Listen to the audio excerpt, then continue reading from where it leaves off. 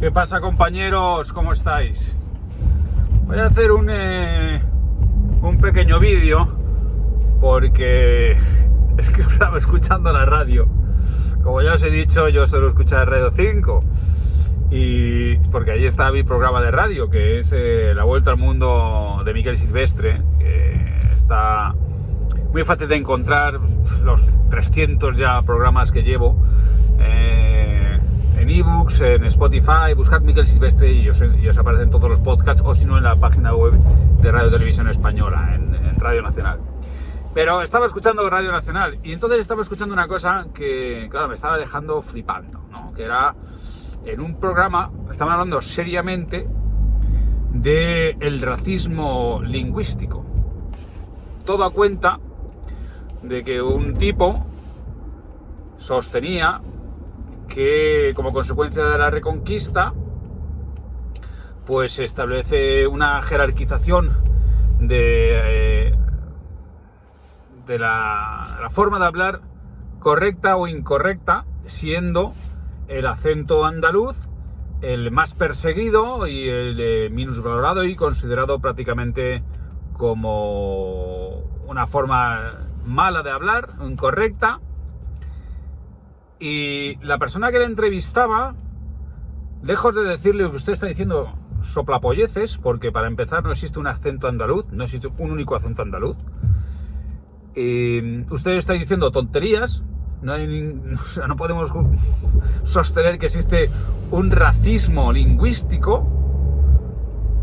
Estaba al contrario, no sé, encantada de las cosas que se estaban diciendo y que al final venían a justificar que existe una opresión social, una discriminación y por lo tanto unas víctimas a las cuales hay que compensar, ¿no? Porque al final se vuelve siempre a lo mismo, la existencia de unas víctimas seculares que han sido injustamente tratadas a lo largo de los siglos y a las cuales ahora hay que compensar. Y entonces, yo estaba pensando, ¿dónde está aquí la compensación, no? Porque se estaba diciendo alguna barbaridad de carácter cósmico, ¿no? Como sostener que cuando la Real Academia de la Lengua, ya sabéis que la gramática española, en fin, la establece Nebrija, ¿no? Ya cuando los reyes católicos.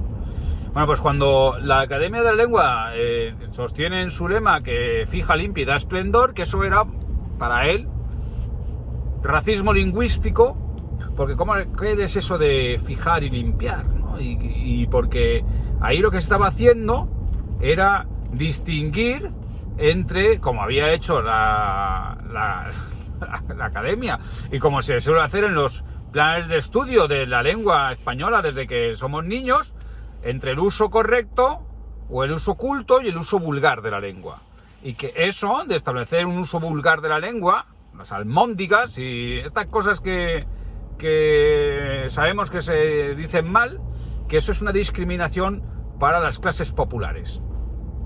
Y yo estaba escuchando semejante sarta de disparates, diciendo, Dios mío, es que lo que se está propugnando es que no se enseñe la lengua, el uso correcto de la lengua, sino que cualquier cosa que se diga, con tal de que nos entendamos, está bien, ¿no? Entonces, pero bueno, ¿esto qué sentido tiene? ¿Dónde está aquí la ventaja de no enseñar a los niños a por lo menos intentar hablar bien, distinguir entre el uso culto, el uso normal o el uso vulgar de la lengua, ¿no? O sea, esto... Entonces, claro, cuando suceden, escucho cosas como esta,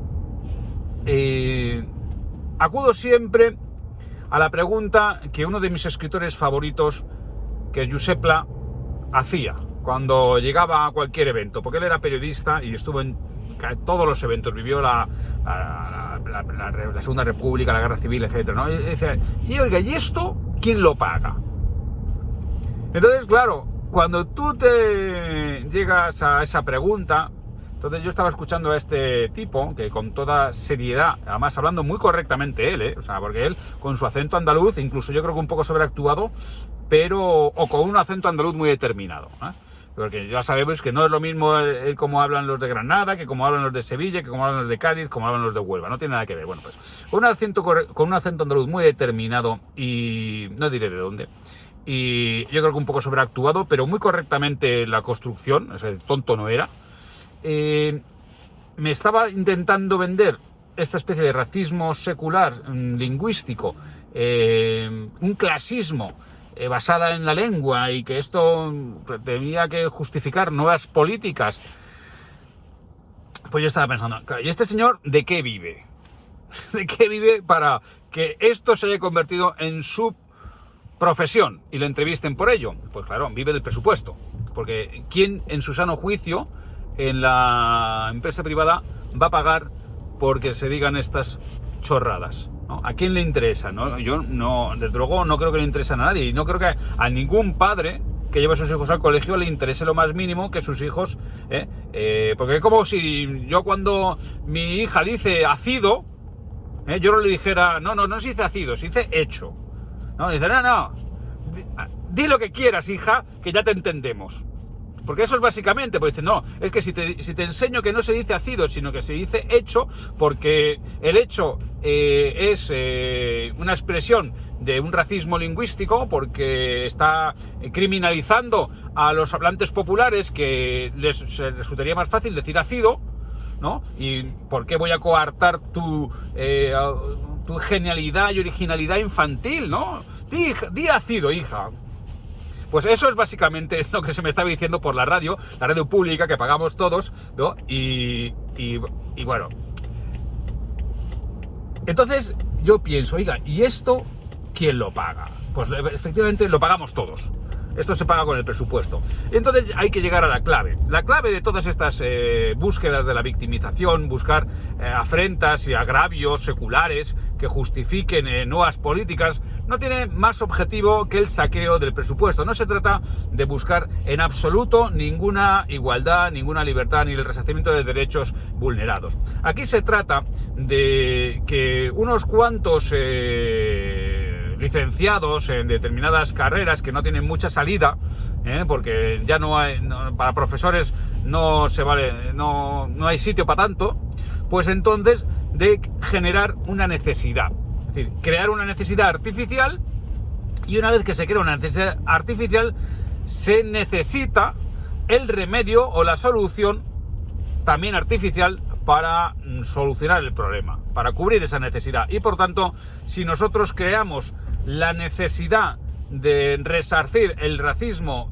lingüístico, pues aparece de la nada un montón de empleos públicos o de subvenciones públicas para sufragar los gastos de políticas de compensación o resarcimiento del racismo lingüístico. Y entonces aparecen fulanos como este, que como no podría ser profesor de lengua o profesor de instituto, pues se dedica a teorizar y a dar entrevistas, y seguramente a dar conferencias, a acudir a seminarios, congresos y en fin, todo este montón de momios, ¿no?, sobre el racismo lingüístico, y habrá quien le baile el agua, porque unos porque les interesará, otros porque no tienen otra cosa que hacer, y otros porque tienen que justificar el gasto del presupuesto en políticas de igualdad, o en fin, de lo que sea. Pero yo creo que estamos llegando a un nivel de estupidización de la sociedad que va a ser complicado para nuestros niños, ¿no? Porque mis hijos van a tener que vivir en este mundo.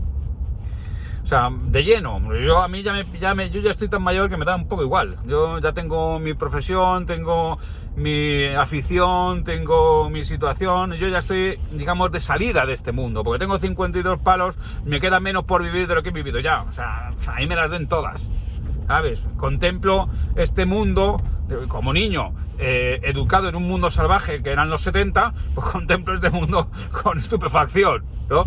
Pero vamos, que tener que escuchar en Radio Nacional, con lo que ha sido Radio Nacional y con los buenos locutores que ha habido, y por supuesto que había gente como por ejemplo Hermida, que creo recordar era onubense, que por eso, onubense, no huelvano,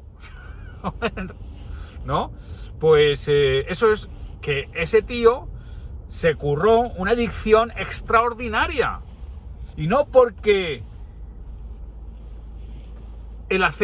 su acento fuera malo, no porque su acento fuera incorrecto, sino porque se consideraba en su época que un acento lo más neutro posible pues quedaba mejor en la televisión pública de todos, y que los localismos pues al final en aquella época pues no se consideraban lo más adecuado para, digamos, una información, porque ese tío retransmitió la llegada del hombre a la luna y lo retransmitió en un castellano neutro, que es como debe ser, o como se considera que debería ser el castellano para los informativos.